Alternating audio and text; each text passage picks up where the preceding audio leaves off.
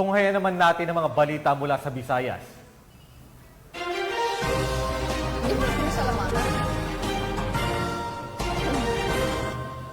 Sa patuloy na pagpapainting ng kampanya ng illegal na droga, nakumpiska ang mahigit 800,000 pisong halaga ng shabu mula sa isang high-value individual sa ikinasang bypass operation sa Barangay Totolan, Dawis, Bohol.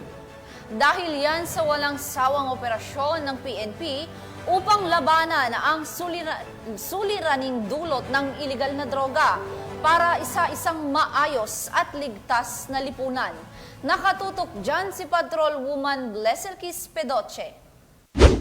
Sa kulungan ang bagsak ng isang high-value individual na suspect matapos mahulihan ng 884,000 halaga ng hinihinalang shabu sa isinagawang bypass operation sa Purok Sais, Barangay Tutulan, Dawis, Bohol, ito lamang makaraan. Kinilala ni Police Colonel Lorenzo A. Batuan, Provincial Director ng Bohol Police Provincial Office, ang high-value individual na suspect na si alias Badjao, 38 anyos at residente ng Purok 4, Barangay Kugon, Tagbilaran City, Bohol. Banda alas 2:50 ng madaling araw na ikinasa ng kapulisan ang nasabing bypass operation na resulta sa pagka-aresto ng suspect at pagkasabat ng 8 pakete ng hinihinalang shabu na may timbang ng 130 gramo at standard drug price na 884,000 pesos, bypass money, pink pouch, Samsung keypad at isang unit ng Smash 115 motorcycle. Kasalukuyang nasa kustodiya ng Dawis Police Station, BPPO ang suspect at mahaharap sa kasong paglabag sa Republic Act 9165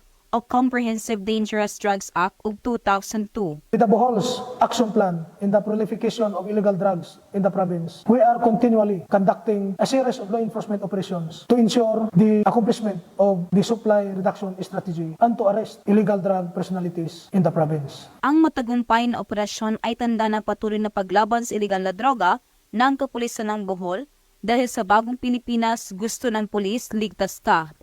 Mula dito sa Central Visayas, ako yung Police News Network Correspondent, Patrolwoman Blesselkis Pedoche, alagad ng batas, tagataguyod ng balitang pulis. Maraming salamat, Patrolwoman Pedoche.